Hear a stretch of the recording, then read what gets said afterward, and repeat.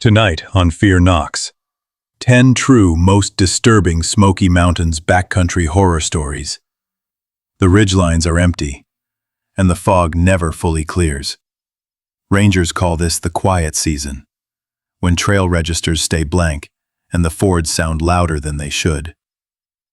Radios drift in and out across valleys, each signal a little slower to return. Patrol logs mention footbridges that click extra steps, bear cables that hum in still air, and shelters where pages reappear after being gone.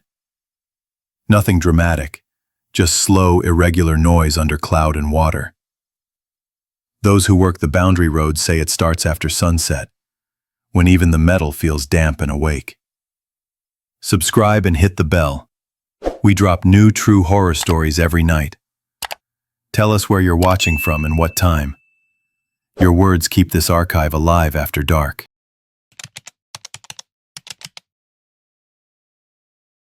I was a park ranger assigned to the northern sector of the Smoky Mountains.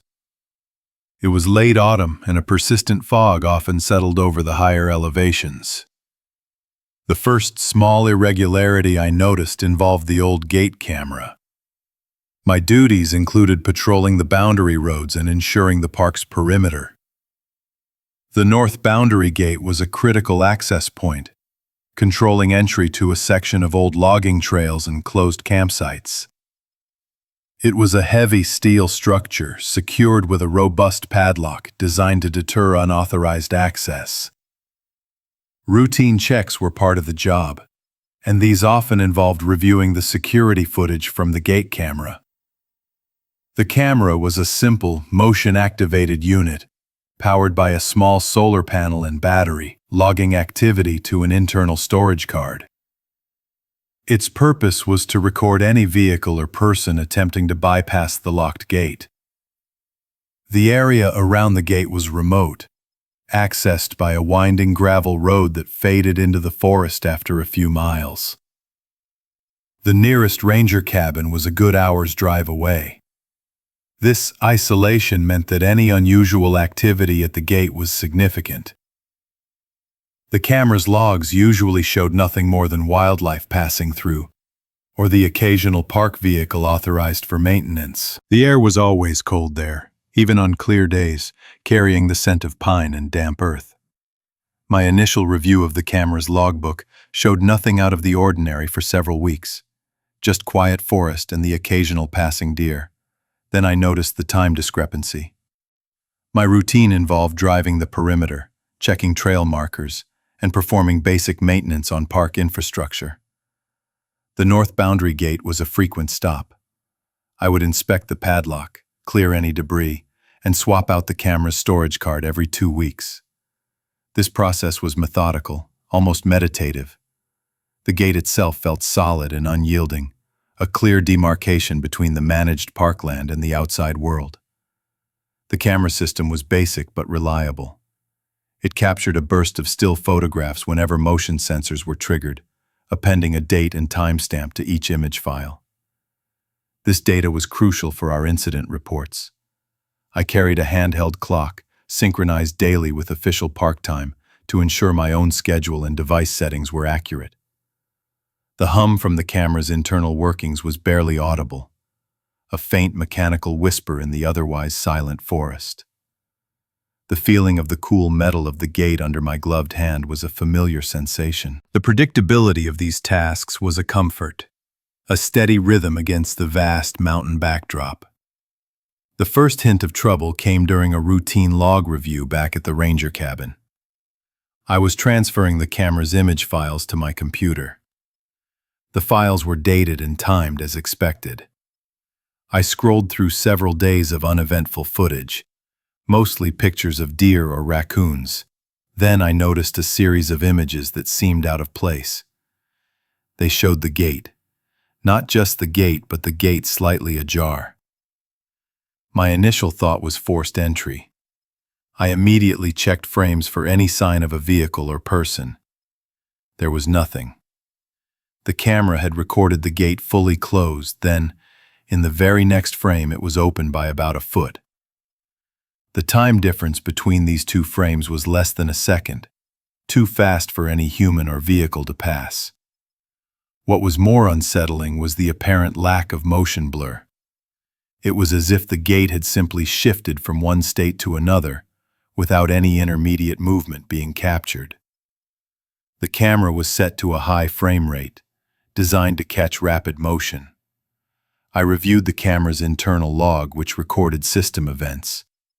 It showed an unexpected reboot had occurred around the time the gate appeared to shift. This was unusual. The system was designed for continuous operation, only rebooting for manual updates or a critical error. There had been no updates. I checked the timestamp on the reboot log against my handheld clock. That was when the true anomaly became clear. The camera's internal clock was running precisely 20 minutes slow. This was not a minor drift. Such a discrepancy was significant. It meant all the timestamps on the images were incorrect. I immediately drove back to the north boundary gate. The fog had begun to roll in, making the gravel road slick and reducing visibility to a few car lengths. My headlights cut through the swirling mist, illuminating the familiar outline of the forest. The air was heavy and cold. Upon arrival, I found the gate closed and secured, the padlock undisturbed. There were no fresh tracks in the damp earth around it, no signs of disturbance. The cool metal felt inert under my touch. I visually inspected the gate for any damage, any sign of tampering, but found nothing. It looked exactly as it should. I checked the camera itself. The small solar panel was clean. The battery indicator showed a full charge. The faint hum of its operation was the only sound besides the distant whisper of the wind through the pines. I manually synchronized the camera's clock with my handheld unit, noting the 20-minute offset. Then I retrieved the storage card again, eager to re-examine the footage with the correct time context. Back in the cabin, I reloaded the files. Applying the 20-minute correction, I found the incident had occurred in the middle of the night, around 2 o'clock in the morning. The sequence of events was now clearer, but no less disturbing. The camera had been recording the static image of the closed gate for hours. Then, at the corrected time, the camera rebooted. The very next frame, taken less than a second after the reboot, showed the gate ajar. There was no preceding frame of the gate in motion, no blur, no shadow of an approaching figure. It was an instantaneous change, a jump cut in reality. The gate was closed, the camera rebooted, the gate was open. The gate remained ajar for about 3 minutes before another reboot. Then the next frame showed it closed again. Again, no motion, just a sudden shift. The implications were chilling. Something had opened and closed the gate without being captured on camera, and the camera itself had rebooted precisely at these moments of transition. I immediately radioed dispatch. My voice was calm, but unease was present. I reported a significant time discrepancy on a boundary gate camera and an unexplained gate movement. Dispatch acknowledged and instructed me to file a formal report. They also advised me to secure the area and wait for a supervisor. The isolation of the cabin felt different now, less peaceful and more exposed. A few hours later, my supervisor, Ranger Miller, arrived in his patrol vehicle, its headlights cutting through the persistent fog. He was a seasoned ranger, accustomed to backcountry oddities, but even he raised an eyebrow at my account. We drove back to the north boundary gate together.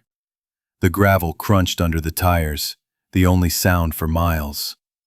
The cold had deepened, and a thin layer of frost had begun to form on the branches. We meticulously re-inspected the gate. Miller ran his gloved hands over the cool metal, checking every hinge, every bolt. He examined the ground for any signs of disturbance, any faint impression that might suggest a vehicle or a person. Nothing. The area was undisturbed, pristine, just as I had found it earlier. We verified the padlock, still securely fastened. It was physically impossible for the gate to have opened without the lock being breached. Miller then took his own handheld clock, a more precise instrument, and compared it to the camera's internal clock. The 20-minute lag was consistent. He checked the camera's power source, its connections, its motion sensors. Everything appeared to be in perfect working order. There was no logical explanation for the time drift or the spontaneous reboots. We sat in his vehicle, reviewing the footage again on a portable monitor. The fog had grown thicker, pressing in on the vehicle, muffling all sound. The images of the gate, closed, then ajar, then closed again, were stark and unsettling. The absence of any discernible movement between frames was the most disturbing detail. It defied all understanding of how a physical object should behave or how a camera should record. It was not a glitch in the footage, but a missing event. The camera was working, but it had not captured what should have been. Miller made a few calls on his radio, speaking in low tones to technical support. They confirmed there was no record of system errors or remote reboots initiated from their end. The camera was an autonomous unit. The technical team found nothing wrong with the hardware or software upon remote diagnostic checks. The reboots were entirely self-initiated, without cause. The silence outside the vehicle was profound, broken only by the faint hum of the engine and the occasional drip of moisture from the trees. The implications settled over us, heavy as the fog. Something had physically manipulated the gate, but it had done so in a way that bypassed the camera's ability to record the actual motion. The camera had rebooted at the exact moment of transition, as if to obscure the event. It was not a malfunction. It was an absence of evidence where evidence should have been. The cold metal of the gate now seemed less inert, more like a silent witness. The isolation of the forest felt less comforting, more like a vast, watchful presence. We filed a comprehensive report, detailing the clock discrepancy, the unexplained reboots, and the gate's impossible movements. The incident was logged as an unexplained equipment malfunction and potential security breach, though the latter was a formality given the undisturbed padlock. Technical services performed a full diagnostic on the camera system over the next few days, both remotely and with an on-site visit. They found no hardware failures, no software bugs, and no evidence of external interference. The camera was deemed fully functional. The gate was reinforced with additional security measures, including a second, heavier padlock and a more robust motion sensor system. The original camera was left in place, its clock now synchronized, but its footage was monitored with heightened scrutiny. The official logbook entry remained vague, a testament to the lack of a rational explanation. The incident was closed without resolution. For me, the experience fundamentally shifted my perception of the park. Routine comfort was subtly undermined. The quiet dread of the unexplained lingered. I continued my patrols, but the north boundary gate now carried a different weight, a silent question mark in the vast, ancient forest. I still think about that gate sometimes, especially when the fog rolls in, thick and silent over the mountains. The image of the gate, closed then suddenly ajar, without any recorded motion, remains vivid. I remember the cold air, the faint hum of the camera, and the profound silence of the forest at night. It was a moment when the predictable world offered something entirely unexpected, something that simply did not fit. The memory is a quiet whisper, a reminder that some things defy explanation. Word count, 1845.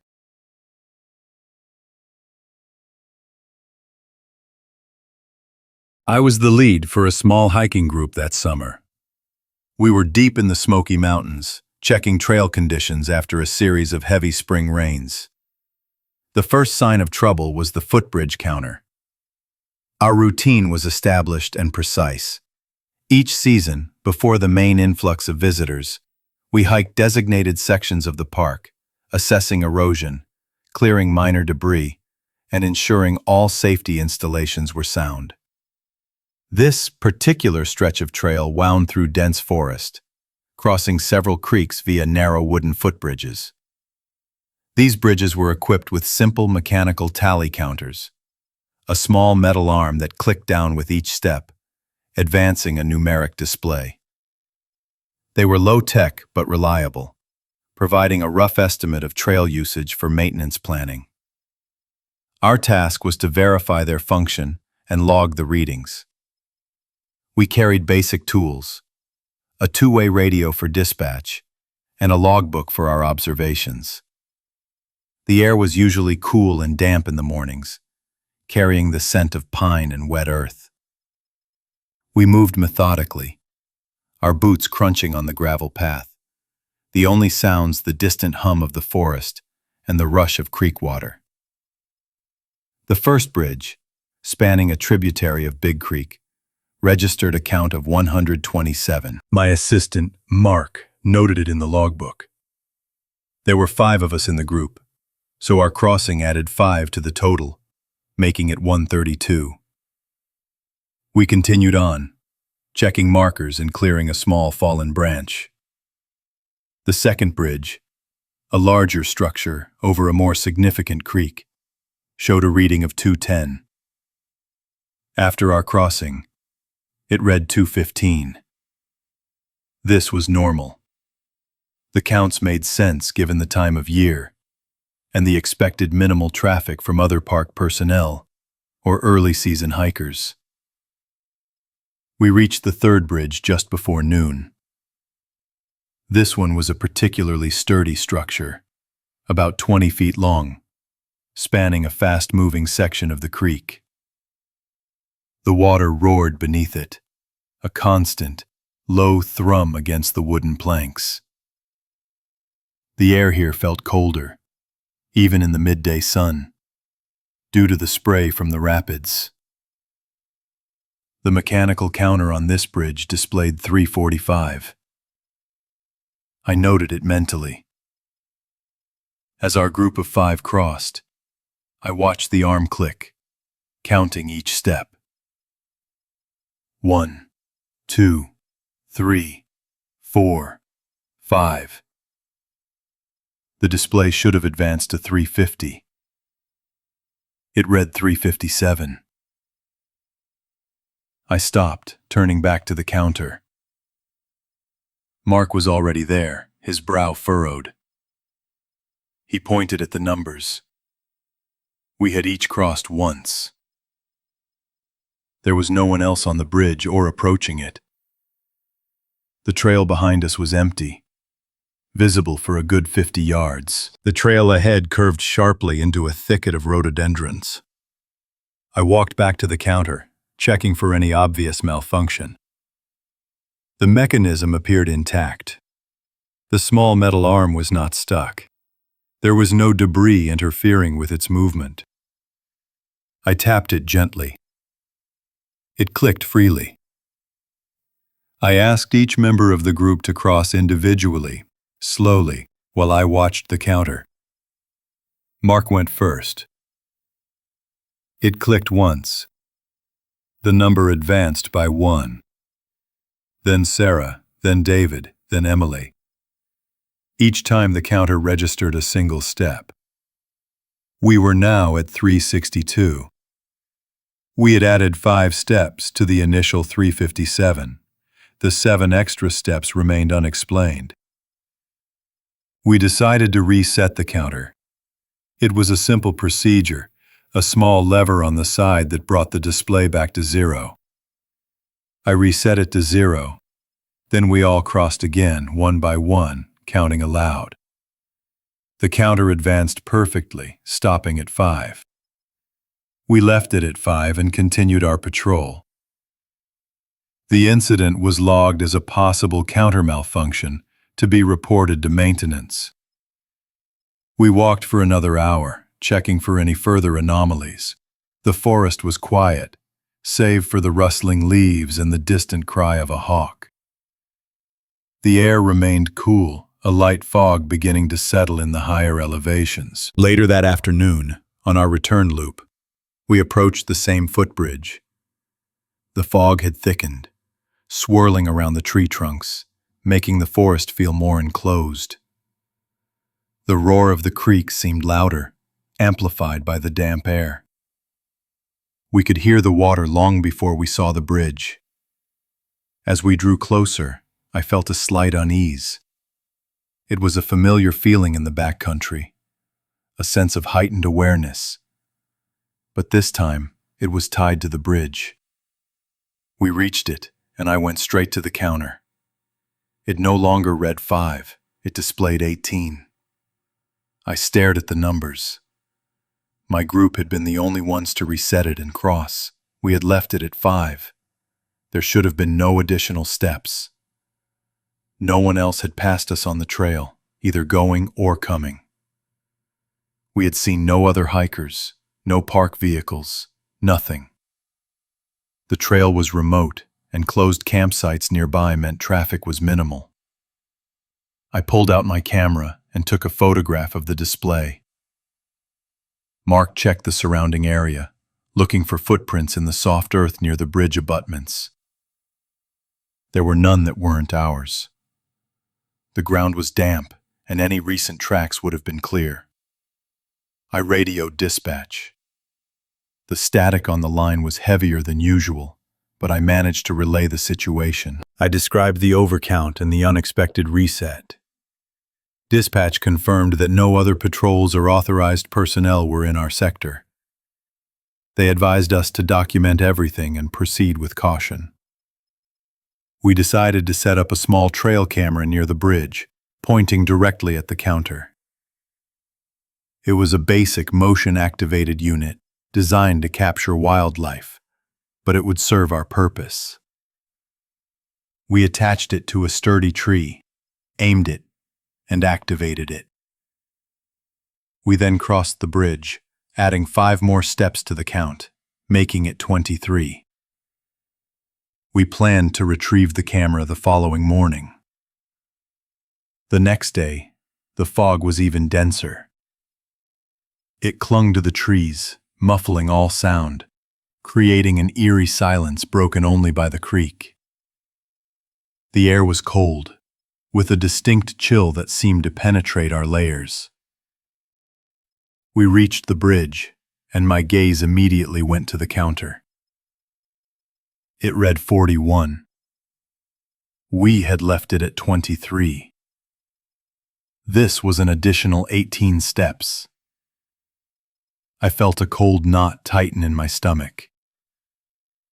This was beyond a malfunction. This was impossible. We retrieved the trail camera. The memory card was full. We made our way back to the ranger cabin, the gravel crunching under our boots. The isolation of the forest felt more pronounced with each step.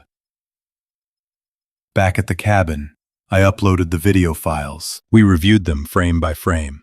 The first several hours showed nothing but the occasional bird or squirrel.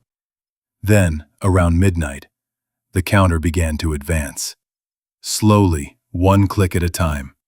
There was no visible trigger. No animal, no person, no branch, no gust of wind. The arm would simply click and the number would change. It happened sporadically, sometimes with several minutes between clicks, sometimes more rapidly. We watched in silence as the numbers climbed from 23 to 41. Then, just before dawn, the counter reset itself to 0. Again, there was no visible intervention. The lever did not move. The display simply blinked and returned to 0. After that, the camera recorded nothing until we arrived that morning. I checked the creek sensors, which monitored water flow and levels.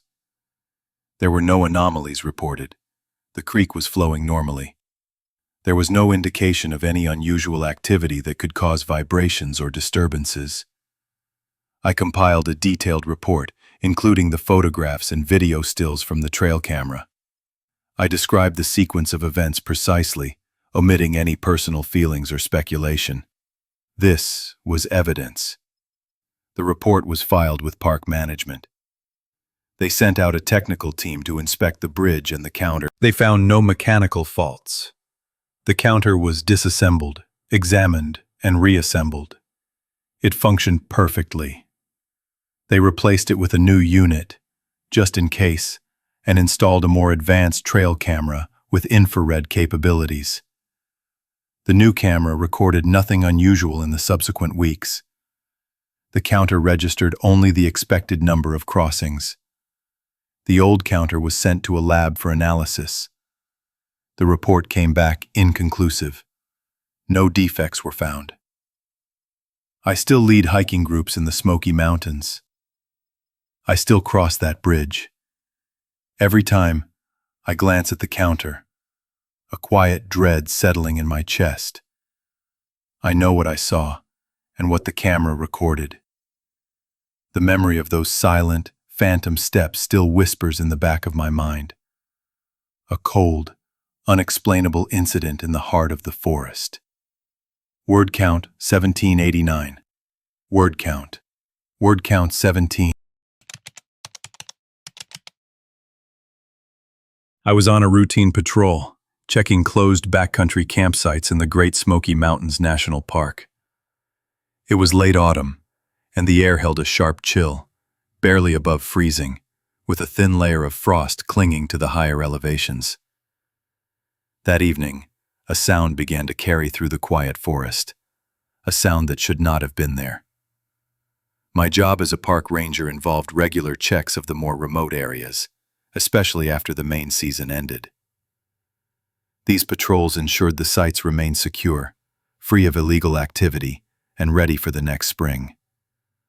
The work was solitary, often involving long drives on winding gravel roads and extended hikes into the deep forest.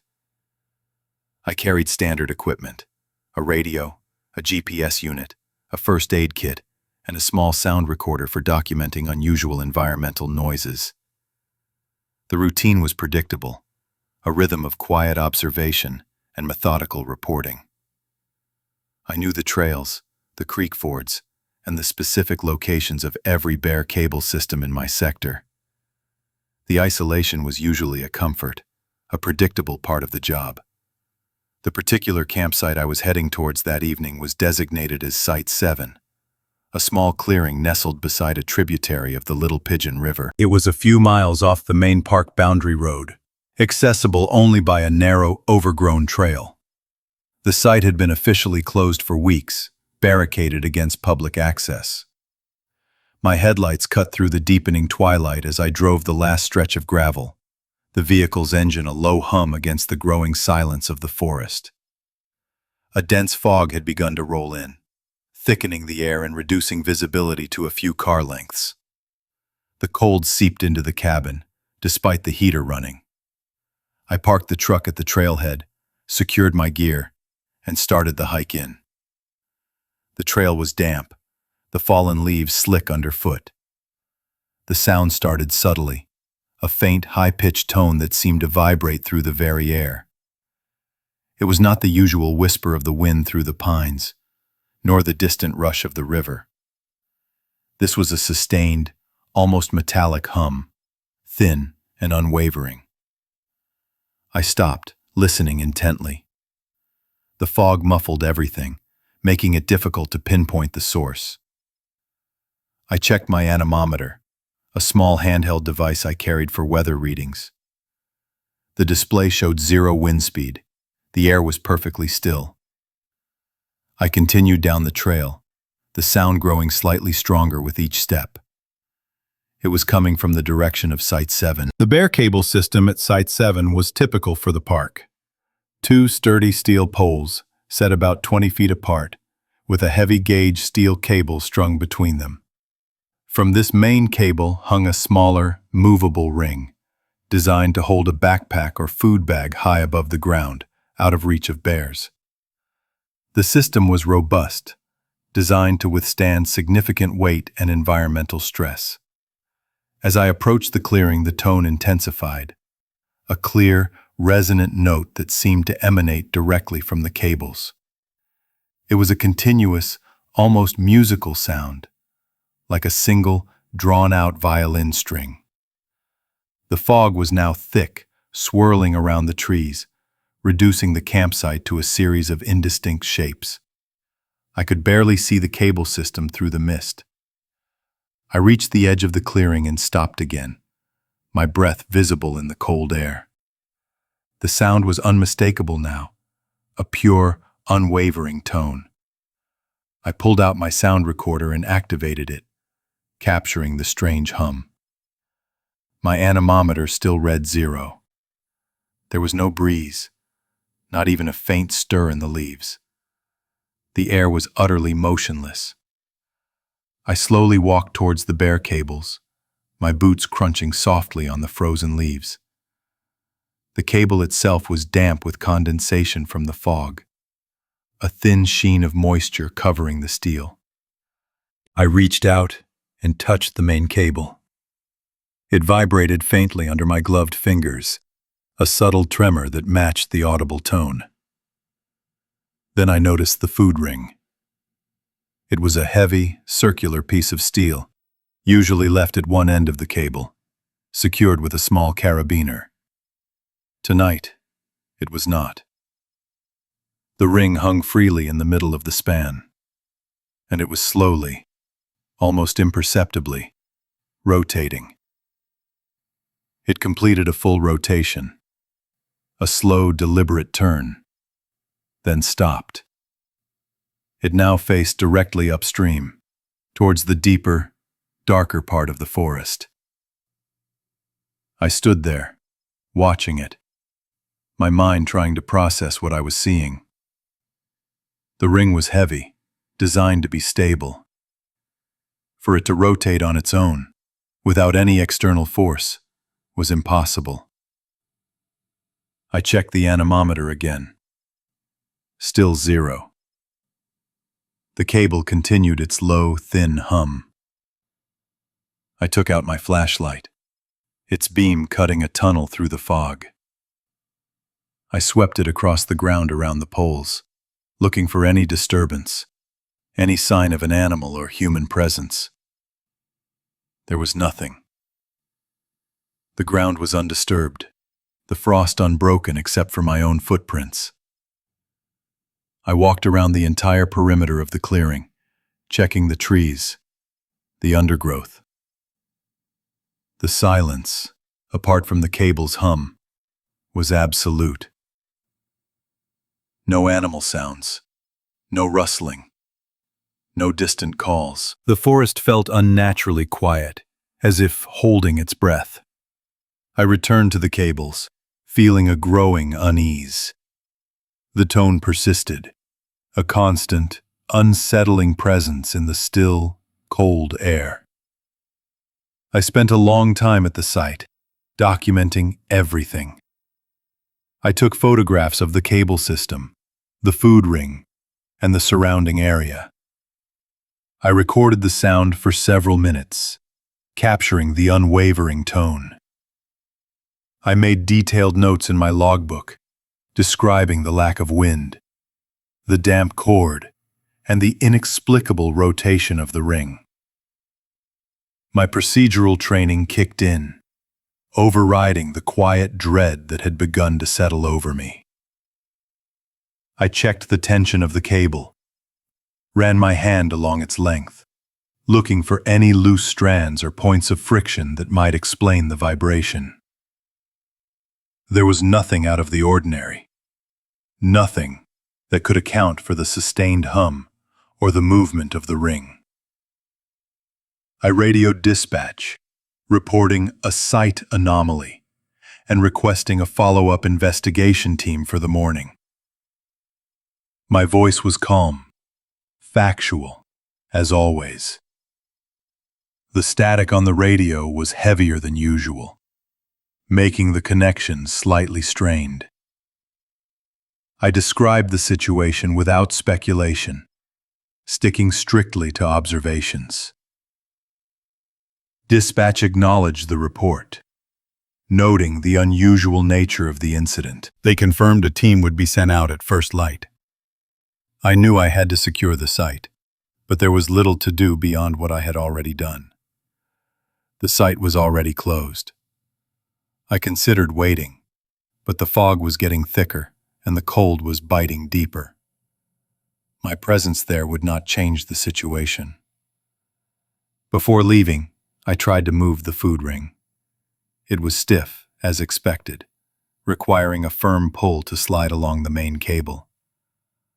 I tried to rotate it by hand. It resisted, then turned with a deliberate, almost heavy friction. There was no way it could have moved on its own. I left it in the position I found it, facing upstream. The hum continued, a constant low thrum in the dense fog. I took one last photograph of the system, the cable disappearing into the white mist, the ring a dark silhouette. The cold felt sharper now, a pervasive chill that seemed to penetrate my gear. I hiked back to my truck, the sound of the cable slowly fading behind me, replaced by the crunch of my boots and the occasional drip of moisture from the trees. The fog made the return journey feel longer, the trail less distinct. I reached the highway, the familiar rumble of the road a welcome sound after the profound quiet of the forest. I drove slowly, the headlights barely piercing the thick fog. Back at the ranger station, I filed my report, attaching the audio recording and photographs. The incident was logged as unexplained environmental phenomenon. There was no official explanation ever found. The follow-up team found the cable still humming faintly, though the food ring had not moved further. They also recorded 0 wind speed. The file remains open, categorized under unresolved incidents. I still review the audio recording sometimes, listening to that thin, unwavering tone.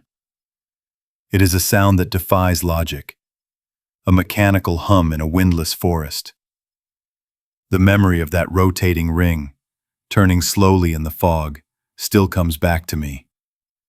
A quiet, unsettling image. I still hear it sometimes, a faint, persistent whisper in the back of my mind.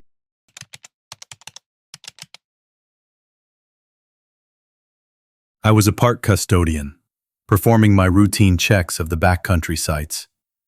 It was just before dawn, cold and still, with a thick fog hanging low over the forest. I noticed an irregularity on the first campsite marker I approached. The fog was heavy that morning, clinging to the winding park boundary roads as I drove my pickup. My headlights cut weak tunnels through the vapor, illuminating patches of gravel and the occasional, dark silhouette of a tree. My route took me deep into a closed section of the Smoky Mountains, a place where the trails were overgrown and the silence was profound. My job involved checking on the integrity of old campsites, ensuring no one had illegally entered, and making sure the solar-powered kiosks were functioning. This particular site, roughly 3 miles off the main highway, had been closed for over a year due to persistent bear activity. The air was frigid, carrying the damp scent of pine and decaying leaves. As I pulled up to the first campsite post, the one closest to the old parking area, something immediately caught my eye. The small wooden marker, usually painted with a single, clear site number, displayed the same number twice. It read, Site number 7, Site number 7, painted directly beneath each other, as if someone had made an error and then repeated it. This was not a common mistake. My routine was usually straightforward and uneventful. I would drive the perimeter, check the physical structures, clear any minor debris, and then inspect the register at the central kiosk. These registers, simple logbooks, were meant for official use only in closed areas, documenting my presence and any observations. The isolation of these sites was a constant. The forest pressed in, an immense, silent presence. The only sounds were the crunch of my boots on the gravel, the distant hum of the truck's engine, and the occasional rustle of unseen wildlife. The kiosks themselves were basic structures, usually a small shelter with a bulletin board, a map, and the solar-powered light and register box. They were designed to be robust, to withstand the elements and the passage of time. The normalcy of this work, the predictable rhythm of it, was what made the small anomalies stand out so starkly. I had spent years in these woods, and I knew what belonged and what did not. I stepped out of the truck, the cold air biting at my exposed skin. The fog muffled all sound, creating a sense of profound stillness. I walked directly to the campsite post. The duplicate numbers were clear, painted in the standard Park Service font, but obviously a mistake. It looked fresh, too, not weathered like the rest of the paint. I ran my gloved hand over the wood, feeling the raised texture of the paint. It was dry. There was no logical reason for it. I made a mental note to photograph it for my report later. My attention then shifted to the kiosk itself, a short walk away. As I approached, a low, persistent hum became audible, emanating from the solar panel array on the roof. This was normal, a sign the system was charging. However, the LED light inside the kiosk, which should have been steadily glowing, was flickering. It was a rapid, irregular pulse, not a smooth dimming or brightening. I stepped under the kiosk's small roof. The air here felt even colder, trapped and damp. I opened the hinged cover of the register box. The paper rasp of the old logbook pages was loud in the quiet. I flipped past the blank pages until I found the most recent entries. My own last entry was clearly visible, dated several weeks prior. Below it there were new entries. These were written in a handwriting I did not recognize. I scanned the names. There were only a few, but they repeated. The same names, entered out of sequence, sometimes with different dates, sometimes with no date at all. One name, Elias Vance, appeared 3 times within a single page, each entry separated by a different, unfamiliar name. It was unsettling. No one was supposed to be here. This site was officially closed, and the gate on the boundary road was locked. I pulled out my handheld voltage meter. The solar kiosk's light continued its erratic flicker, casting jumpy shadows across the register pages. I connected the meter to the system's output. The readout displayed a solid, consistent voltage. There was no dip, no surge, nothing that would explain the flickering light. The internal components were receiving stable power. I checked the wiring, tracing the lines from the solar panel to the battery, and then to the light fixture itself. Everything appeared intact. No frayed wires, no loose connections. The hum from the solar array remained steady. The discrepancy was illogical. A stable power supply should mean a stable light. The cold seemed to deepen, seeping into my bones. The flicker of the LED felt like a pulse, an irregular heartbeat in the silence. I stared at the register again, at the repeated names. It felt like a deliberate act, a pattern of disorder. I tried to rationalize it. Perhaps a squirrel had chewed a wire internally, causing an intermittent short. But the voltage meter showed no such interruption. Perhaps the LED bulb itself was faulty, but it was relatively new. I reached for my radio, a heavy, familiar weight in my hand. I needed to report this. The duplicate site tag, the strange register entries, the inexplicable flickering light, they all pointed to something beyond a simple malfunction. I keyed the mic. I repeated my call. After a moment, a voice, tinny and distant, responded. I relayed the details concisely, focusing on the factual observations. I mentioned the duplicate numbers, the register anomalies, and the light malfunction, emphasizing the stable voltage reading. Dispatch acknowledged, stating they would log the report and send someone to investigate within the next 24 hours. I took photographs of the duplicate site tag and the register pages, ensuring the date and timestamp on my camera were accurate. The cold felt sharper now, and the fog seemed to press in closer, obscuring the distant trees. As I drove away from the kiosk, the flickering light was still visible in my rearview mirror, a small, frantic pulse in the gray morning. The gravel crunched under my tires, the only sound apart from the low hum of the truck. I felt a growing unease, an internal static that mirrored the radio. The highway back to the main park office was deserted. I kept checking my mirrors, half expecting to see something in the fog behind me, a shape that shouldn't be there. The forest seemed darker, more watchful. I passed several creek fords, the water running low and dark. The bear cables at other, more remote sites, designed to keep food away from animals, swayed gently in the imperceptible breeze. Everything seemed normal, yet everything felt wrong. Back at the park office, I filed my official report, attaching the photographs.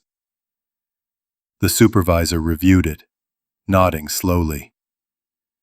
He acknowledged the oddity of the duplicate tag and the register entries, but suggested the flickering light was likely an electrical fault, despite my voltage readings. He said he would send a maintenance crew to check the kiosk in the next few days. The register pages were removed and placed in a clear plastic file, logged as unusual activity. The duplicate site tag was eventually replaced with a correctly numbered one. No further explanation for the repeated names or the specific handwriting was ever found. The incident was officially closed as an isolated, unexplained occurrence, possibly a prank by someone who had bypassed the locked gate. Yet, the memory of that morning lingers. The quiet dread of the flickering light, the illogical entries in the logbook, and the impossible duplicate numbers on the post. They remain with me. I still hear the low hum of the solar panel and the paper rasp of the register pages, sometimes when I am alone in the deep woods.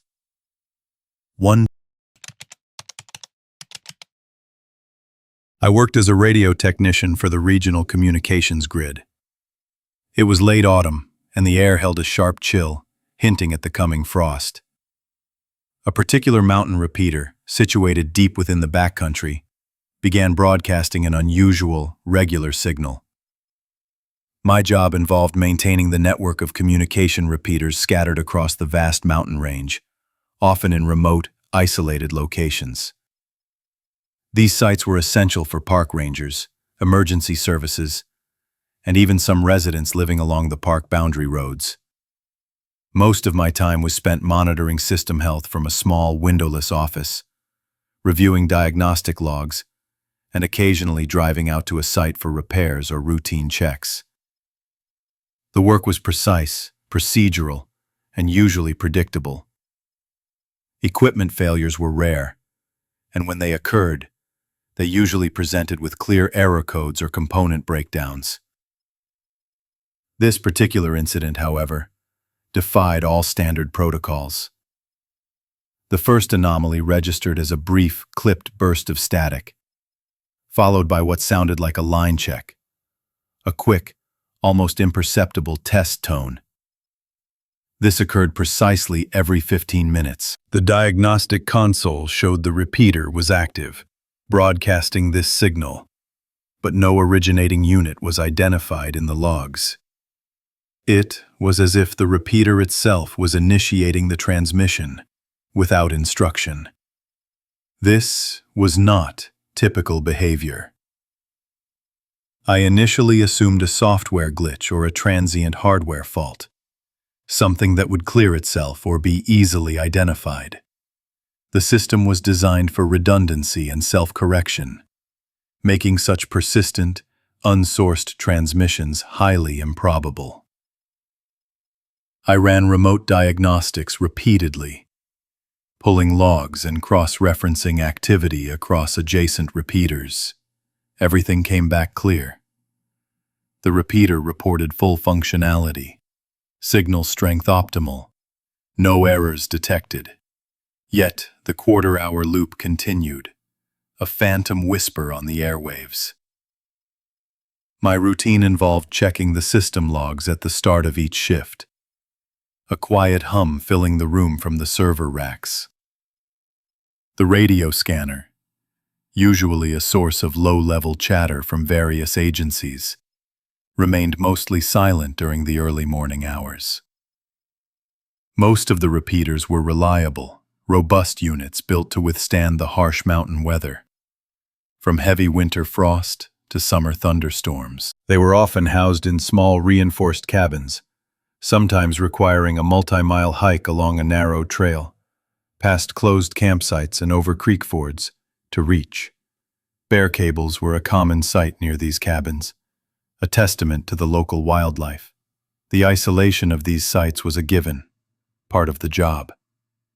It fostered a sense of self-reliance, but also a deep appreciation for the network that connected these distant points. The system was a lifeline in the wilderness, and its integrity was paramount. Any deviation from its normal function was a serious concern, demanding immediate attention. The incident began quietly, almost imperceptibly, during the night shift. Around 2 a.m, the first unsourced transmission appeared in the logs. It was a short, sharp burst, a carrier hiss that lasted less than a second. My console's red blink indicated an active broadcast, but the associated data field for the originating unit remained blank. I noted it, ran a quick check, and saw no error. Then, 15 minutes later, it happened again, and again, precisely on the quarter-hour mark. 2:15, 2:30, 2:45, 3 o'clock. The regularity was unnerving. It wasn't random static. It was a deliberate, programmed pulse. I listened to the audio feed directly from the repeater.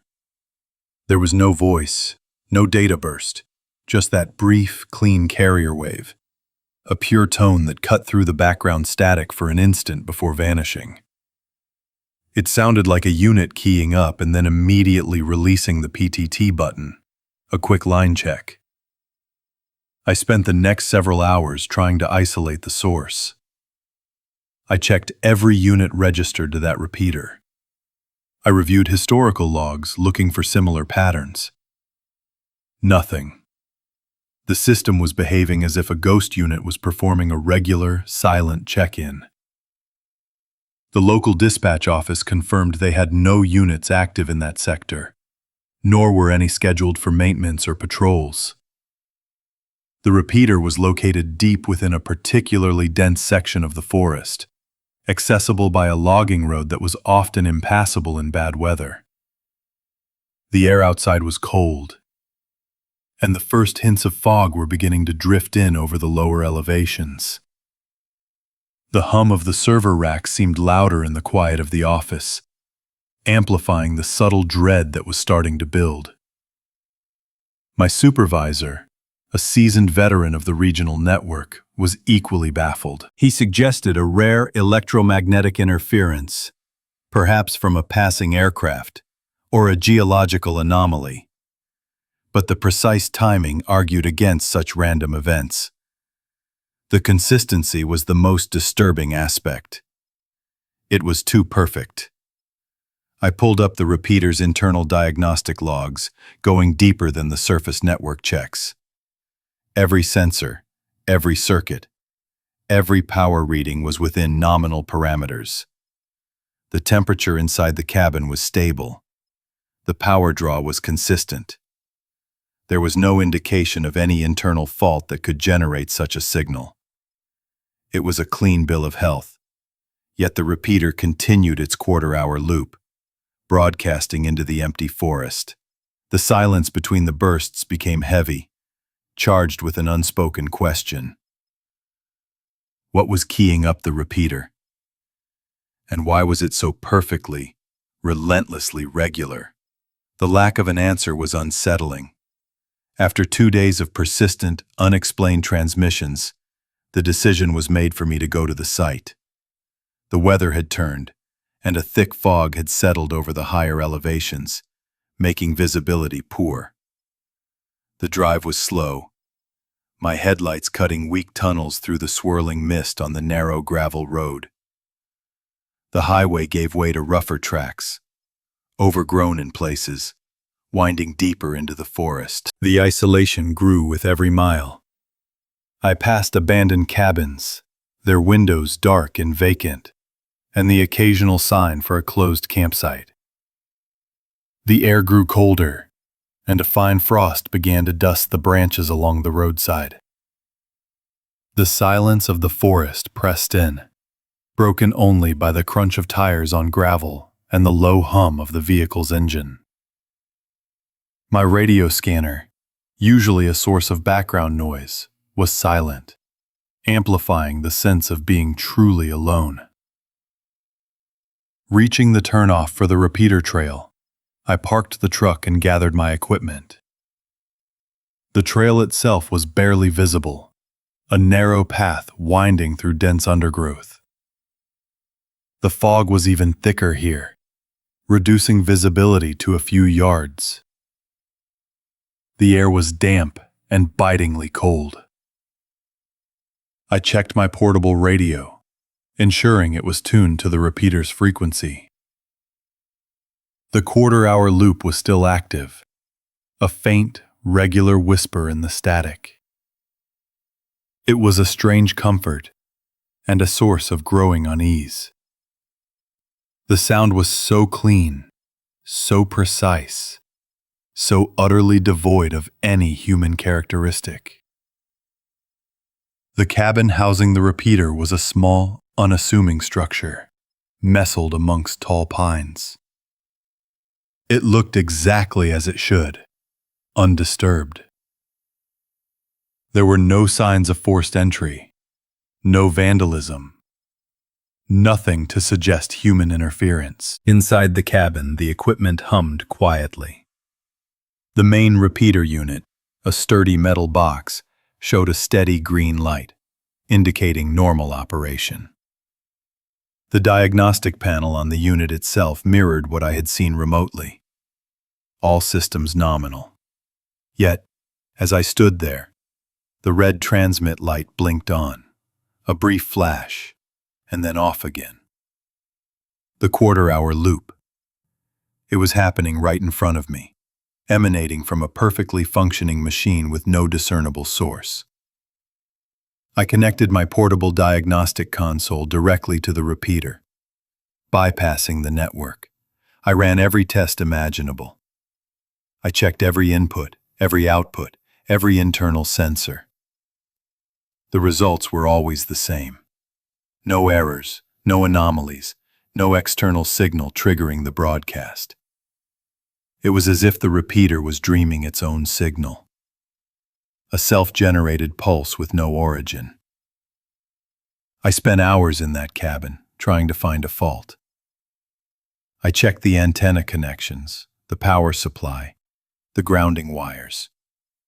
I even took a photograph of the internal components, just to have a visual record. The cold seeped into the cabin, despite the small heater I had brought. The fog outside pressed against the single window, creating a claustrophobic sense of being cut off from the world. Each time the red light blinked, a shiver went through me.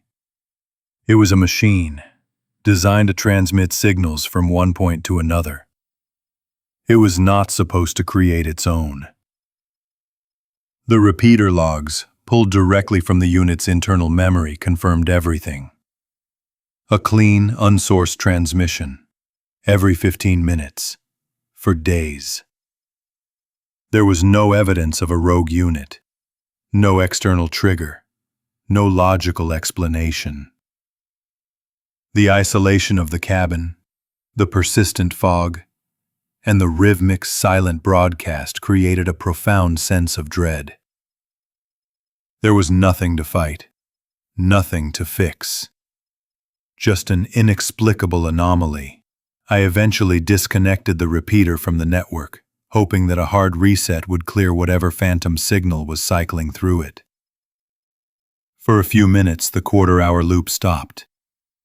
I reconnected it, and the loop immediately resumed. It was as if the repeater had simply paused, waiting for me to finish, before continuing its silent, inexplicable broadcast. I tried disabling individual components, one by one. But the moment the core transmission module was active, the loop would restart. It was a deep-seated, internal function that defied all logic. I filed a detailed report, outlining every diagnostic step, every observation. The official file remained open, unresolved. My supervisor, after reviewing my findings, simply shook his head. There was no precedent for this. Eventually, after about a week, the transmissions simply stopped, as abruptly and inexplicably as they had begun. No final burst, no fading signal, just silence. The logs showed nothing. The repeater continued to function normally after that, never repeating the incident. The official explanation, if one could call it that, was an unidentified transient system anomaly. It was a phrase that explained nothing, but closed the report. I continued my work, checking other repeaters, maintaining the network. But the memory of that cabin, deep in the fog-shrouded forest, with the cold seeping in and the repeater blinking its silent, rhythmic signal, stayed with me. The lack of an explanation, the sheer impossibility of what I observed, was more unsettling than any identifiable threat. It implied a layer of reality that our instruments could not detect. A ghost in the machine that left no trace. Sometimes, late at night, when the office is quiet and the only sound is the low hum of the servers, I still find myself listening. I listen for that brief, clean carrier hiss. That phantom line check, precisely on the quarter hour.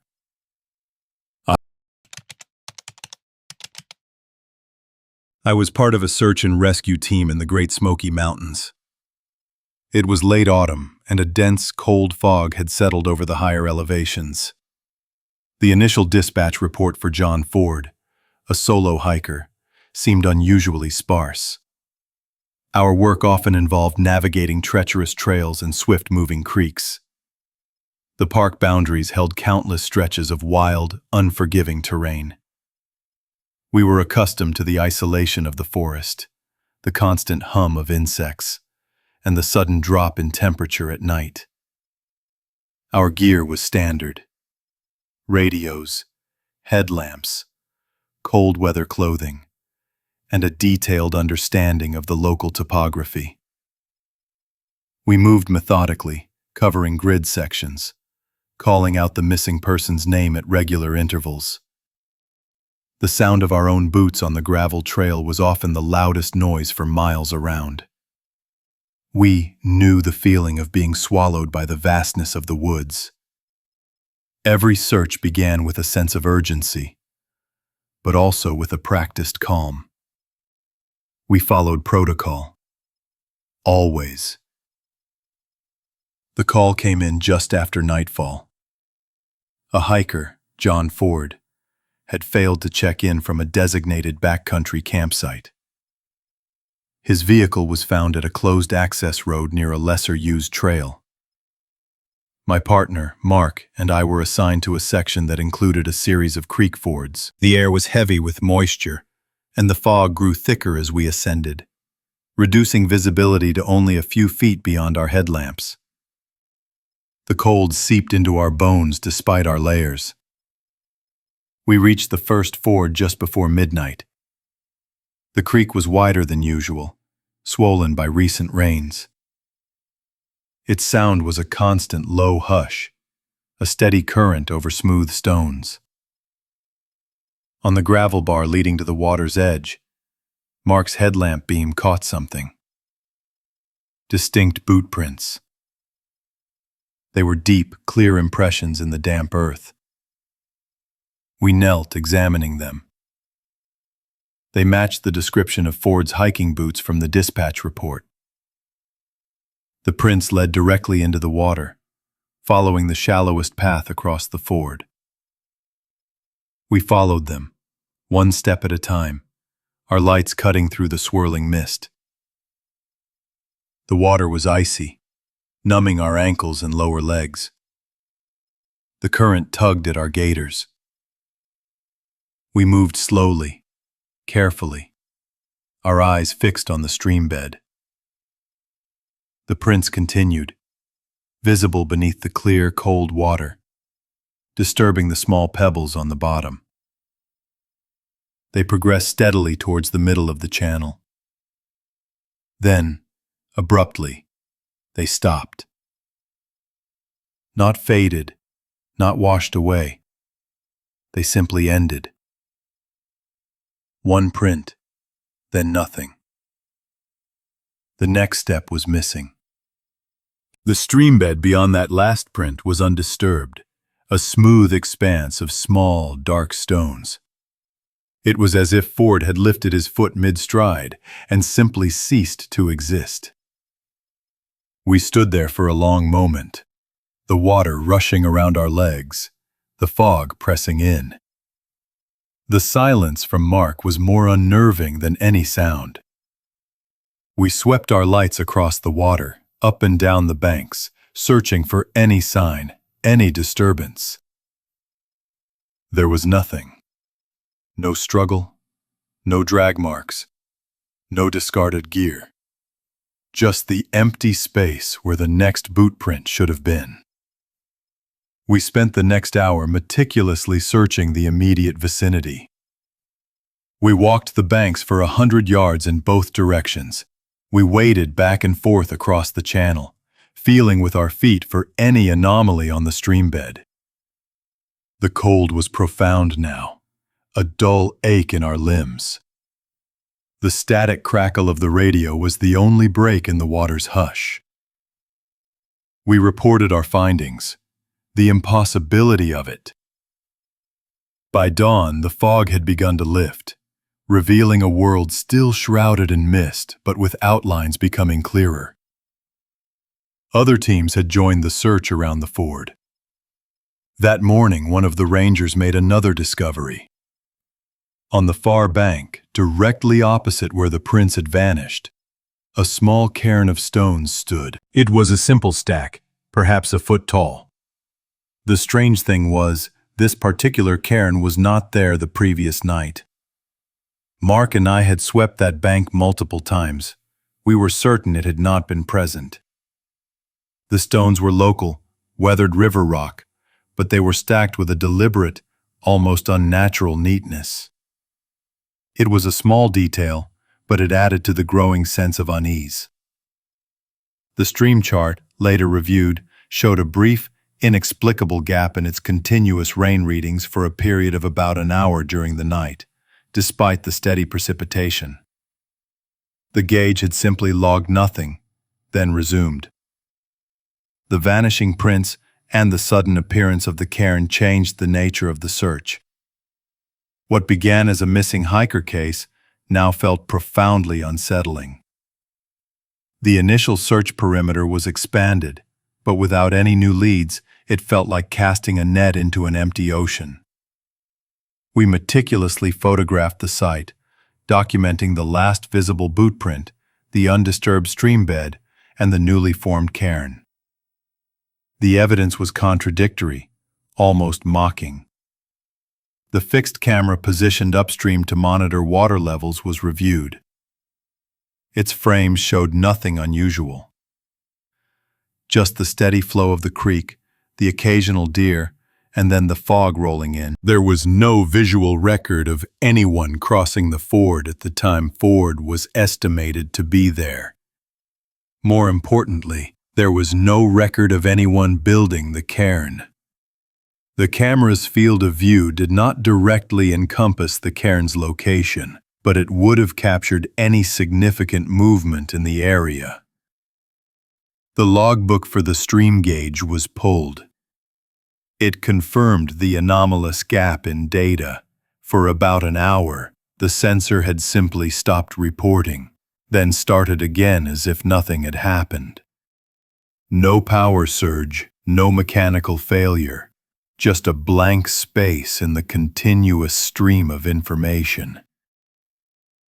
The investigators from the Park Service and local authorities were thorough.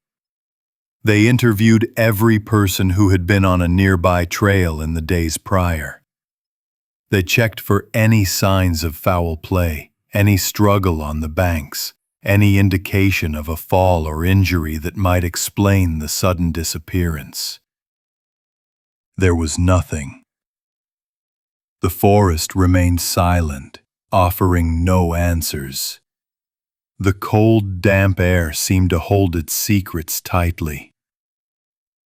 We re-walked the trail from Ford's vehicle to the ford countless times. We searched every side trail, every dense thicket.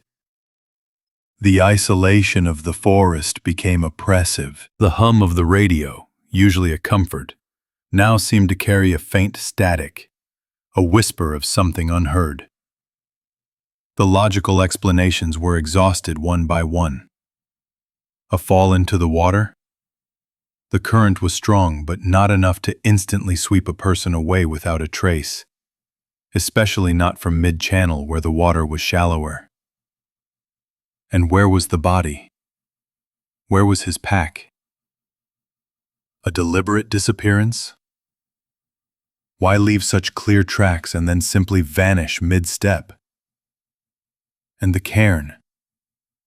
It felt like a deliberate sign, but of what? A marker left by a person who had simply walked away? Or something else entirely? The official report noted the unexplained cessation of tracks and the unaccounted-for cairn. The language was careful, clinical, devoid of any speculation. But among the search teams, a quiet dread began to settle. We were professionals, trained to find answers, to bring people home. This incident defied every logical framework we possessed. It was a blank space in our understanding, a missing piece that rendered the entire puzzle meaningless. The forest, which we usually saw as a challenging but understandable environment, now felt like a place capable of absorbing a person without a trace, leaving behind only a cryptic sign. John Ford was never found. The search was eventually scaled back, then officially suspended. His case remains open, filed as a missing person under unusual circumstances. The incident became a quiet legend among the rangers and SAR volunteers, spoken of in hushed tones around campfires, a story that defied explanation. We went back to our routine, but the memory of that night persisted. The image of those boot prints ending abruptly in the cold, clear water, the undisturbed streambed beyond, the small stack of stones appearing overnight on the far bank. It was evidence that led nowhere, a riddle without a solution. The Park Service eventually removed the cairn, but the memory of it remained. The logs from the fixed camera and the stream gauge were archived, silent witnesses to an unrecorded event. The forest continued its slow, indifferent existence. Sometimes, when I am alone in the backcountry, especially near a creek ford in the fog, I still hear the waters hush. I remember the profound cold, the way the light from my headlamp struggled against the mist, and the absolute silence that followed the discovery of those vanishing prints. The quiet dread of that moment, when the world offered no explanation, has never truly left me.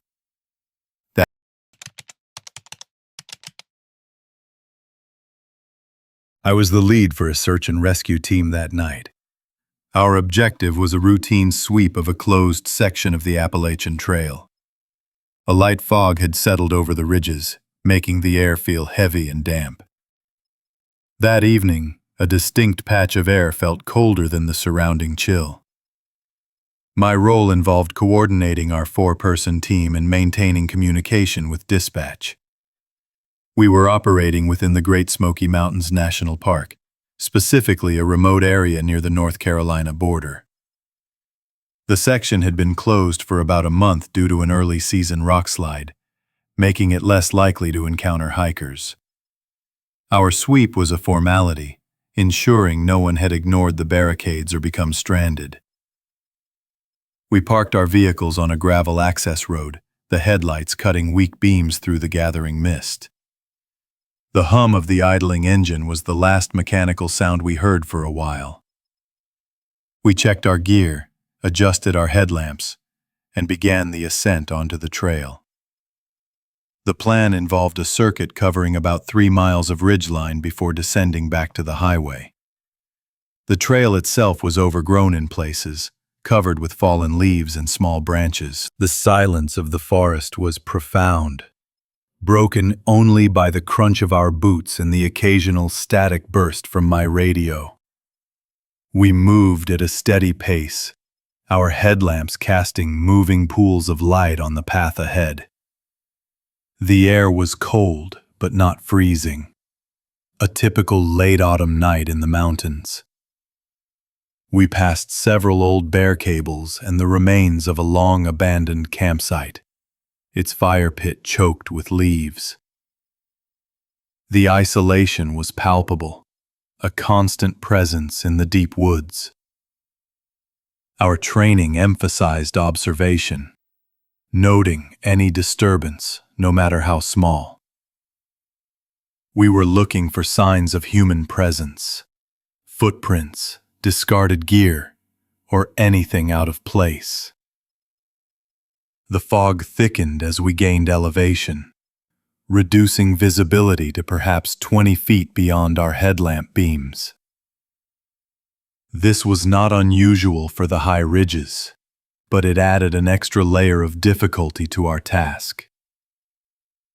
The temperature dropped noticeably as we climbed, a common effect of elevation gain. We reached a prominent ridge saddle after about an hour of steady climbing. The trail here curved sharply, a switchback designed to ease the grade.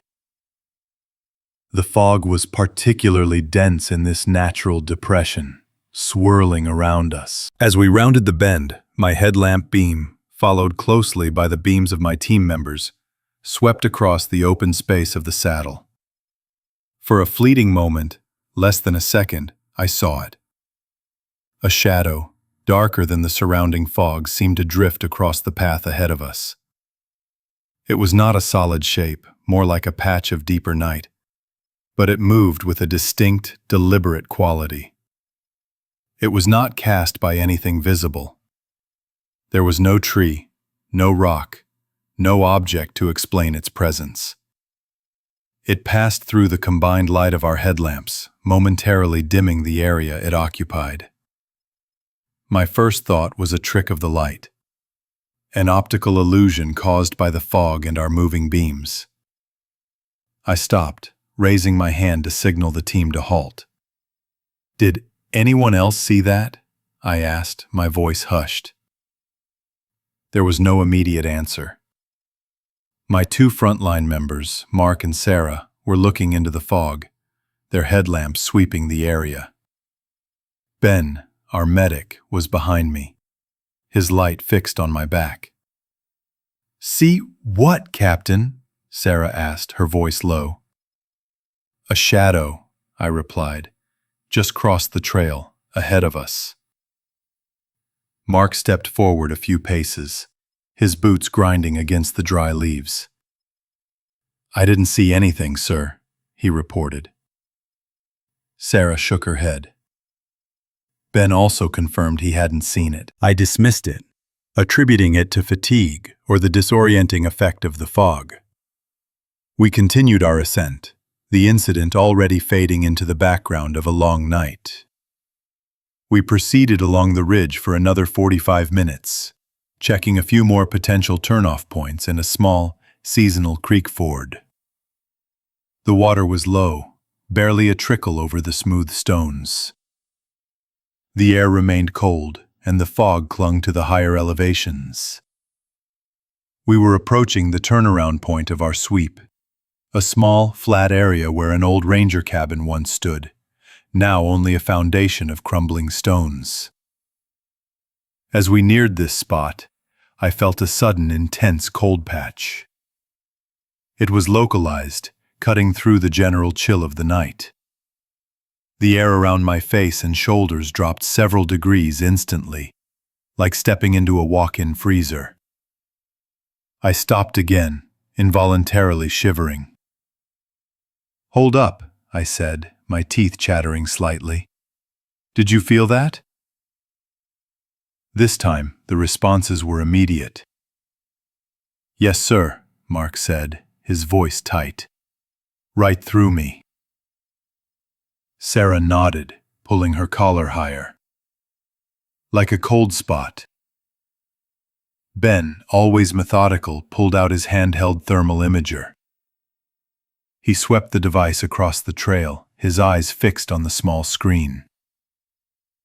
The imager hummed softly in the quiet. "Reading a significant temperature drop here," he stated, his voice calm but serious. "About 15 feet ahead, centered on the trail. It's a localized thermal anomaly." The imager displayed a patch of deep blue, indicating extreme cold, against the warmer greens and yellows of the surrounding forest. It was precisely where I had felt the sudden chill. Ben took several photographs of the thermal readings, logging the time and location in his field notes. We approached the cold spot cautiously. The air felt normal again as we stepped into it, but the imager still showed residual cold. We moved past the site of the old cabin and began our descent. The trail here was steeper, and we had to watch our footing more carefully. The fog began to thin slightly as we dropped in elevation. We worked our way down a series of switchbacks, each one bringing us closer to the access road. The descent was uneventful for about 30 minutes. Then, as we rounded another sharp turn, I glanced back over my shoulder, a habit born of years in the backcountry. My headlamp beam swept the trail behind us. In the distance, perhaps 50 yards back, I saw it again. The same kind of shadow, a deeper absence of light, was moving slowly across the trail. It was smaller this time, less distinct, almost blending with the retreating fog. It seemed to be following our path, mimicking our movement. It appeared for a brief moment, then vanished into the swirling mist. I stopped the team immediately. "It's back," I whispered, pointing. "Behind us." Mark and Sarah turned, sweeping their headlamps. Ben activated his thermal imager again. "Where, Captain?" Mark asked, his voice strained. "I don't see anything now." Ben's imager hummed, its screen displaying only the normal thermal signatures of the forest. The cold patch was gone. The shadow was gone. We stood there for several minutes, scanning the trail, listening to the forest. The only sounds were the rustle of leaves in a faint breeze and the distant, almost imperceptible hum of the highway. The isolation felt heavier than before. We continued our descent, maintaining a tighter formation. No one spoke much. The incident had shifted from a possible illusion to something tangible. Something that had been observed by the imager. Something that seemed to be tracking us. We reached the gravel road in our vehicles without further incident. The headlights cut through the remaining patches of fog. The hum of the engine sounded reassuringly normal. We conducted a thorough gear check and debriefed on site. Ben meticulously reviewed his thermal photographs. They clearly showed the localized cold anomaly at the cabin site. There was no thermal signature for the moving shadow itself, only the cold patch. We filed a detailed report with Park Service Command, describing the unusual observations. The thermal images were attached as evidence. The report concluded with unexplained environmental anomaly. Park Service Command acknowledged the report but offered no explanation. There was no record of similar occurrences in that specific area. Our team discussed it privately for weeks. We could not rationalize what we had seen. It was not an animal, as it had no discernible shape or thermal signature. It was not a person, for the same reasons. The cold patch was real, verifiable by equipment. The visual of the shadow was less concrete, but I had seen it twice, and its movement seemed purposeful. The incident was logged, filed, and eventually became just another entry in the vast collection of unexplained backcountry events. We returned to routine duties, but the memory lingered. I still lead SAR operations in the Smoky Mountains. I still walk those trails at night. Sometimes, when the fog is thick and the air is still, I feel a sudden, unexplainable chill on my skin.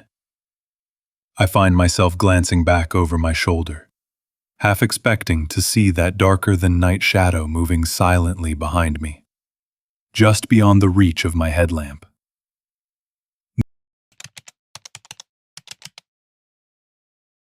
I was a through hiker, making my way through the Great Smoky Mountains. It was late October, and the crisp air carried the scent of damp earth and pine needles. I found a small detail in a backcountry shelter register that seemed incorrect. My routine on the Appalachian Trail was fairly consistent. Each day involved miles of walking, navigating the varied terrain of the mountains. I would typically arrive at a designated shelter before dusk, set up my sleeping bag, and prepare a simple meal. These backcountry shelters were rustic wooden structures, open on one side, designed to offer hikers protection from the elements. They often had a bare cable system nearby, a metal wire strung between two trees, used to hang food bags out of reach of wildlife. Each shelter also contained a register, usually a thick, spiral-bound notebook or a simple composition book, kept in a plastic bag or a small metal box. Hikers would sign in, note their date of arrival, and sometimes leave a brief message for others. It was a simple system, a way to track movement and ensure safety in the vast isolation of the forest. I reached the Cosby Knob shelter as dusk began to settle.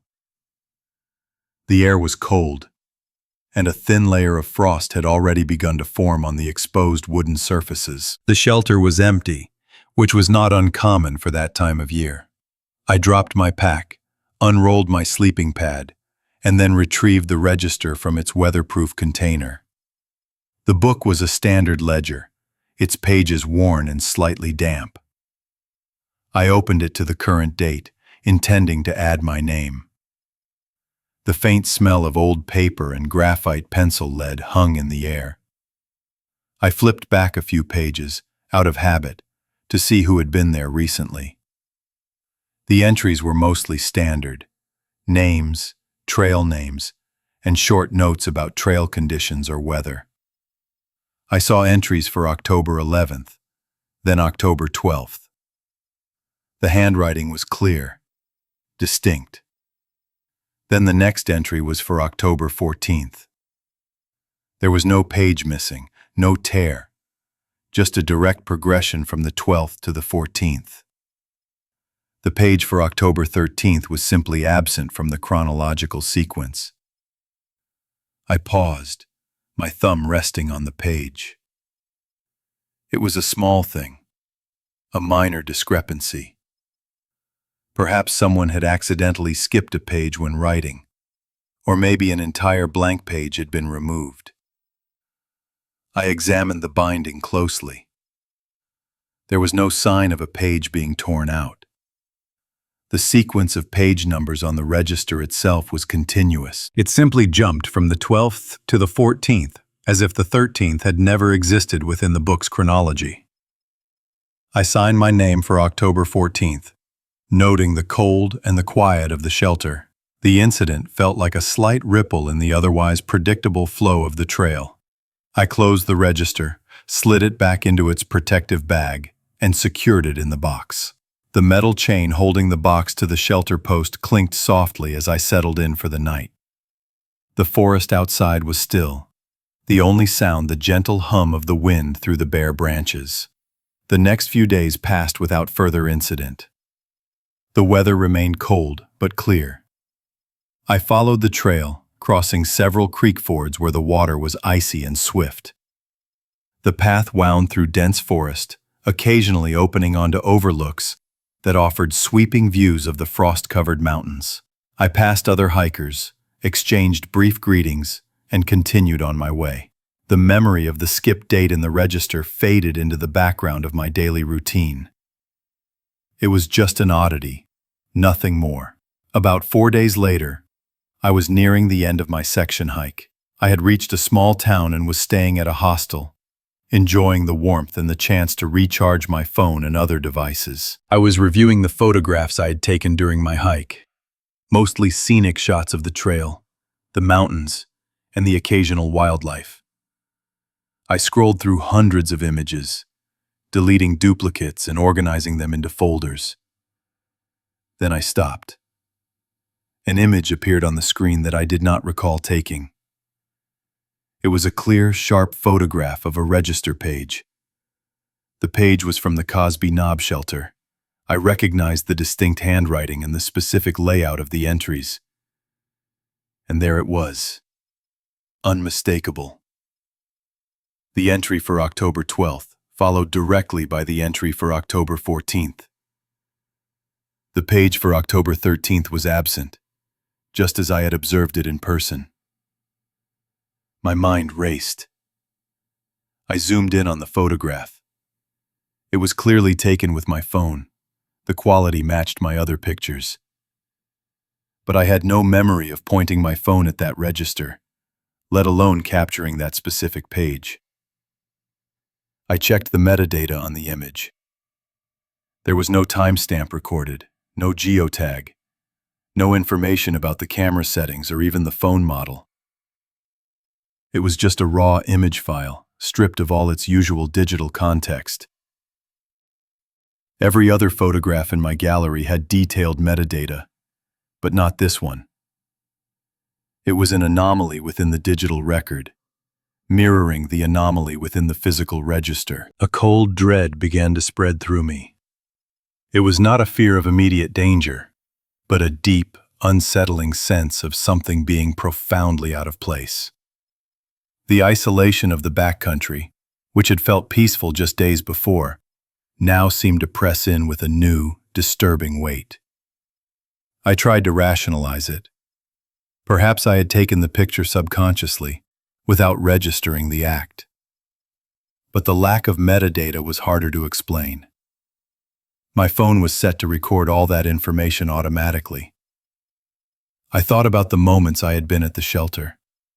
The quiet, the cold, the faint pencil smell. I remembered the clink of the bear cable chain as I had secured my food bag. I had been alone. The idea of someone else taking the photo on my phone was absurd. I kept my phone secured in a waterproof pouch, and I had not been separated from my pack. The photograph felt like evidence of an event that should not have occurred. Or at least, not in the way it was presented.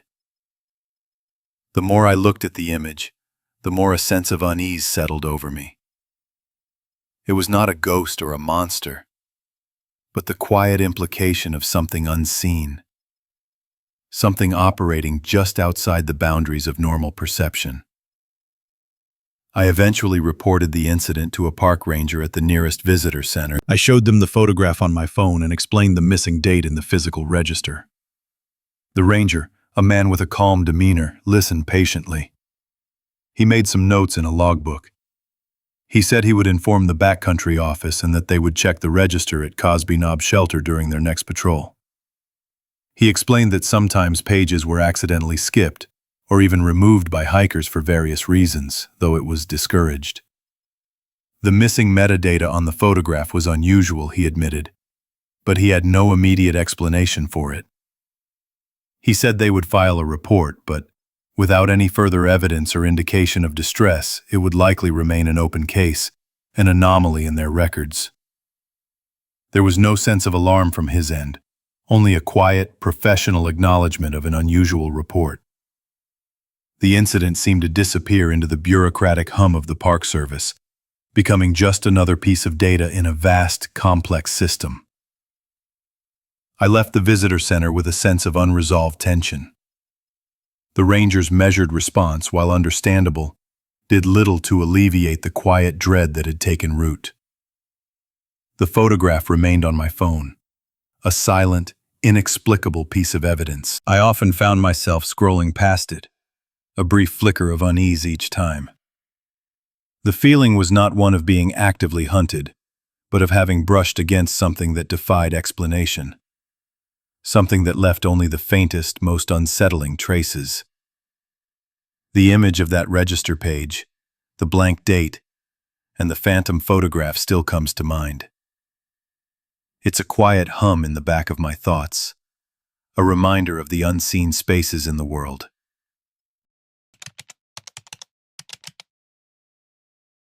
I was on routine road patrol that evening, checking the boundary lines of the national park. The late autumn air carried a distinct chill, and a low fog began to drift through the timber. Then I heard it, a sound that did not belong. My job involved driving the service roads that skirted the park's outer edges. These gravel routes were typically quiet, used only by authorized personnel and occasionally by logging trucks on private land adjacent to the park. My duties included inspecting closed campsites, ensuring bear cables were intact, and checking the various creek fords for erosion or blockages. It was a solitary role, demanding vigilance and a deep familiarity with the terrain. The sounds of the forest were my usual companions. The rustle of leaves, the distant call of an owl, the steady hum of my patrol vehicle. This particular evening, the air was still, heavy with the scent of damp earth and decaying leaves. The sun had dipped below the western ridge about an hour earlier, leaving the landscape in a soft, fading light that the encroaching fog quickly began to absorb. The isolation was profound, a constant presence in these remote sections of the park. The first horn blast cut through the quiet. It was a deep, resonant sound, unmistakably from a large truck. It echoed through the dense timber, a long, mournful bellow. I slowed my vehicle, my gaze sweeping the tree line. Then it came again, a second sustained blast, equally clear, equally out of place. My mind immediately went through the mental checklist. No logging operations were scheduled for this area, and no other park vehicles were assigned to this boundary road. The sound was too close for the distant highway, yet too far into the woods for any legal access point. I stopped the truck, killed the engine, and listened. The silence that followed was heavy, broken only by the drip of moisture from the overhead canopy. A third blast followed, identical to the first two, a deliberate, measured sequence. It felt like a signal. My patrol vehicle was equipped with an audio meter, a standard piece of equipment for documenting unusual sounds in the backcountry. I activated it, letting it record the ambient quiet for a few moments. The meter registered a distinct spike for each of the horn blasts. The sound signature was clear, a low-frequency, high-amplitude event, consistent with a heavy vehicle's air horn. It was not a natural sound of the forest. I pulled out my logbook and made a preliminary entry, noting the time and the nature of the disturbance. The fog was now denser, swirling around the headlights of my parked truck, turning the familiar forest into a series of indistinct shapes. The cold began to settle in, a damp chill that seeped through my uniform. I considered my next move. The protocol was clear. Investigate any unauthorized activity within park boundaries. This area, known for its old logging trails that snaked deep into the wilderness, was particularly sensitive. I radioed dispatch, reporting an unusual acoustic event near Boundary Road 7, a possible unauthorized vehicle. The static on the radio was heavier than usual, a low hum that seemed to amplify the silence outside. Dispatch acknowledged, advising caution and asking for further updates. There was no immediate backup available. I was the closest unit, about an hour from the ranger station. I decided to proceed on foot down an old, overgrown logging path that branched off the main gravel road, directly into the direction from which the sound had originated. My flashlight cut a narrow beam through the thickening fog, illuminating the rough track ahead. The dry bark of the trees felt rough under my gloved hand as I pushed through low-hanging branches. The path was barely discernible in places, covered with fallen leaves and damp earth. I moved slowly, listening intently. My boots crunched softly on the gravel and twigs. There were no fresh tire tracks visible, certainly none from a heavy truck. The ground was too soft in some sections, too rocky in others, to retain clear impressions. The fog made visibility poor, reducing my world to a small circle of light. I kept my hand on my sidearm, a standard precaution, though my primary concern was typically illegal logging or poaching, not direct confrontation. The air grew colder as I moved deeper into the woods. The isolation pressed in, a heavy blanket. The forest was utterly silent, save for the drip of condensation from the leaves. The absence of further horn blasts was almost more unsettling than their presence. I reached a small clearing, an old turnaround point for timber trucks from decades past. The ground was uneven, covered in moss and scattered rocks. I swept my flashlight beam across the area, looking for any sign of recent activity. Discarded fuel cans, fresh cuts on trees, anything. There was nothing. The clearing was empty. I checked a hidden trail counter I had installed several months prior on a game trail leading out of the clearing. This device was designed to register any passage, human or large animal, providing data on wildlife movement and potential illegal entry. I scrolled through its memory. It showed a single activation, logged about a minute after the first horn blast I had heard. One single count. How could a truck, large enough to produce those resonant horn blasts, trigger only one count on a trail designed for much smaller, lighter passages? It made no sense. A vehicle of that size would have registered multiple counts, or at least left significant tracks. I continued along the faint trail, which soon descended towards a creek ford. The water was shallow, flowing gently over smooth stones. I examined the banks carefully. No disturbed earth, no fresh ruts. No indication that a heavy vehicle had recently crossed. The ground was damp but undisturbed. The mystery deepened. A truck horn, 3 distinct blasts, a single trail counter activation, and no physical evidence of a vehicle. The logical disconnect was jarring. I stood by the creek, the cold air biting at my exposed skin, listening. The only sound was the gentle murmur of the water.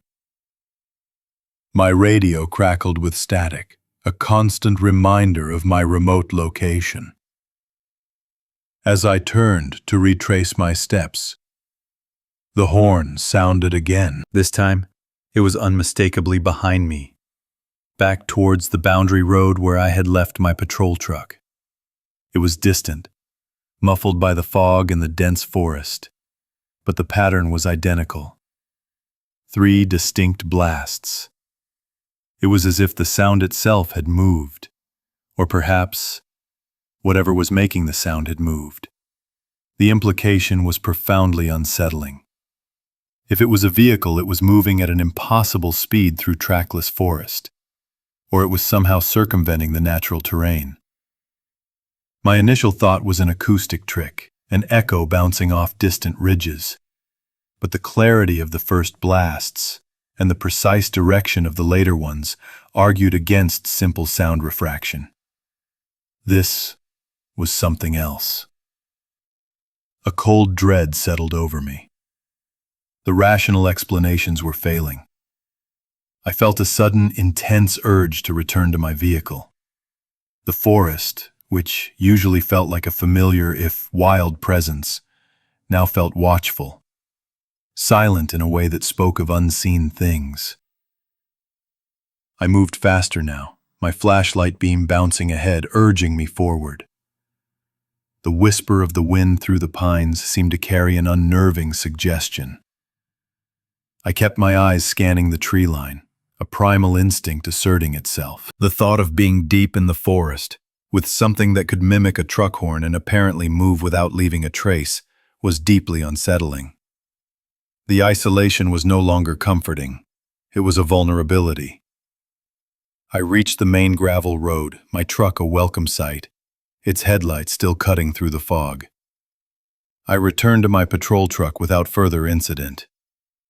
The area remained quiet. I filed a comprehensive report back at the ranger station, detailing the audiometer readings, the single trail counter activation, and my observations of the undisturbed terrain. My supervisor reviewed the logbook entries and the sound notes. Another ranger was dispatched the following morning to conduct a more thorough search of the area, but they found nothing. No tracks, no evidence of a vehicle, no sign of human presence beyond my own. The trail counter remained at 1 activation. The official file was marked Unexplained Acoustic Event. The lack of any concrete explanation left a lingering unease. The incident became another quiet entry in the park's history of strange occurrences, filed away, but never truly forgotten. The memory of those 3 horn blasts still surfaces sometimes, when the fog rolls in thick and heavy, especially in the late autumn.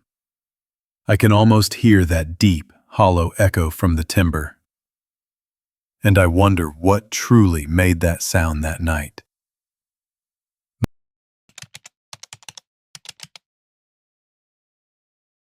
I was a park ranger assigned to the Great Smoky Mountains National Park. It was a cold, foggy morning in late autumn, just before dawn. I noticed a subtle displacement at the creek ford on the Backcountry trail. My patrol route began before first light. I drove the winding park boundary roads, checking for downed trees or any overnight issues. The air was heavy with moisture, a thick fog clinging to the ridges and settling into the valleys.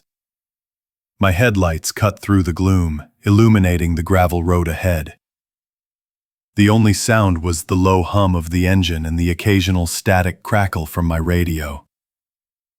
I was heading towards a series of closed campsites, checking bear cables and ensuring all access points remained secured for the off-season. This particular ford was a routine stop, part of a monitoring system for water levels and trail integrity. It was a simple crossing, designed with large, flat stepping stones embedded in the creek bed. My job involved regular checks of the park's vast network of trails in remote areas. The backcountry required constant vigilance. I monitored wildlife activity, maintained trail markers, and ensured the safety of the natural environment. This specific creek ford, known as Silas Creek Crossing, was situated about 3 miles into a less traveled section of the Appalachian Trail. It was a critical point for hikers, especially during periods of high water. We had installed a basic monitoring system there years ago. This consisted of 2 fixed metal frames, one on each bank, set precisely opposite each other. A depth rod was also secured near the downstream frame, allowing us to record water levels accurately. The system provided a consistent reference point for observing any changes in the creek bed or the ford itself. My routine included visually inspecting the stones and recording the depth rod reading in my logbook. I parked my vehicle at the trailhead, the engine ticking as it cooled in the damp air. The fog was so dense that visibility was reduced to only a few yards. I grabbed my flashlight and radio, stepping out into the biting cold. The forest was hushed, muffled by the fog, creating an unusual sense of isolation. I followed the narrow trail, the crunch of fallen leaves under my boots the loudest sound. After about 20 minutes of walking, I reached the ford. The creek was flowing steadily, its murmur barely audible through the thick air. The water level appeared normal, perhaps a little lower than the previous week's report. I aimed my flashlight beam across the water, illuminating the line of stepping stones. That is when I saw it. The stones were not where they should have been. The first 3 stones, those closest to my bank, seemed correctly placed. But the 4th stone, a broad, flat slab of gray granite, was noticeably off. It had shifted downstream, away from its original alignment. The displacement was subtle, but unmistakable. It was perhaps 1 boot width, maybe 8 or 9 inches, from its expected position. This stone was heavy, probably weighing several hundred pounds. It was firmly set in the creek bed. The current here was moderate, not powerful enough to move such a mass. I shined my light closer, stepping carefully onto the first stone. The water was cold, chilling the rubber of my boots. The surface of the displaced stone showed no obvious signs of impact or scraping from a tree limb. It was simply out of place. I knelt on the 3rd stone, leaning forward to get a better look. That's when I saw the drag marks. Fresh lines were scored into the fine silt on the creek bed, directly upstream from the shifted stone. These marks were distinct, running parallel to the stone's long edge, indicating it had been pushed or pulled from its original position. The most disturbing detail was their direction. The drag marks went against the current, originating from where the stone should have been and ending at its new downstream location. This meant something had moved the stone from upstream, pushing it against the natural flow of the water. My flashlight beam swept the banks. There were no footprints in the soft earth along the water's edge. No sign of human presence. The fog pressed in, making the edges of the forest seem indistinct and watchful. I stood there for a long moment, the cold seeping into my bones, trying to rationalize what I was seeing. A large animal might have dislodged a stone, but the drag marks were too linear, too deliberate, and the sheer weight of the stone argued against any natural explanation.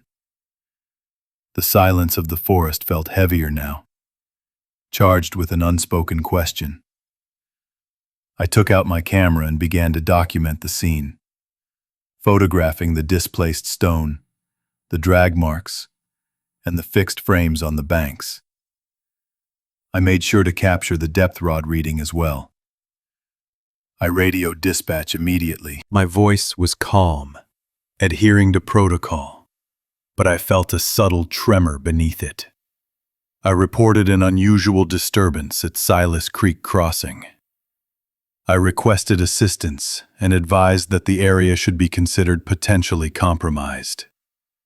Dispatch acknowledged, their voice a flat, professional hum through the static. They would send a team. I remained at the ford, maintaining a perimeter, my senses heightened. The fog seemed to thicken further, obscuring even more of the surrounding forest. The cold intensified. I kept my flashlight beam moving, sweeping the tree line, listening intently for any sound beyond the creek's whisper. The isolation became palpable, a heavy presence in the mist. About an hour later, I heard the crunch of gravel as a Park Service vehicle approached the trailhead. 2 other rangers, Mark and Sarah, arrived shortly after, their headlamps piercing the fog. They moved with the quiet efficiency of experienced personnel. I briefed them on my observations, pointing out the shifted stone and the peculiar drag marks. Their expressions remained neutral, but I could see the subtle shift in their posture, the way their eyes lingered on the silt. We conducted a more thorough examination. Mark, a seasoned veteran, used a measuring tape to precisely document the displacement from the fixed frames. Sarah meticulously photographed every detail, cross-referencing my initial shots. We decided to review the fixed camera footage from the previous night. The camera, motion-activated and weatherproof, was mounted high on a tree overlooking the ford. It was primarily used to monitor wildlife activity and occasional illegal camping. Retrieving the camera was a straightforward task. We returned to the vehicle, the silence of the forest broken only by our subdued conversation. Back at the ranger cabin, we uploaded the footage to a secure server. The video showed nothing unusual. Deer, raccoons, and a bear had passed through the ford at various times during the night. None of them had interacted with the stones in any way that would explain the shift. The footage ended just before the time I had arrived. There was a gap, a period of about 2 hours before dawn, where no motion triggered the camera. We checked the depth rod readings from the past several days, comparing them to the current measurement. There had been no significant change in water level that would indicate a flash flood or a sudden surge capable of moving such a heavy stone. The creek had remained within its normal seasonal range. We also examined the fixed frames on the banks. They were undisturbed, still securely anchored in the earth. This confirmed that the reference points for our measurements were accurate. The stone had indeed moved relative to these fixed points. The evidence was clear and undeniable. Something had moved the stone. The question of what remained. We compiled a detailed report. The incident was logged as unexplained displacement of infrastructure, Silas Creek Crossing. We included all photographs, measurements, and the negative camera footage. The ford was temporarily closed to hikers, marked with official caution tape and signs. We stated that the nature of the shift, particularly the drag marks against the current, suggested an intentional act rather than a natural phenomenon. However, there was no evidence of human or animal tracks on the banks.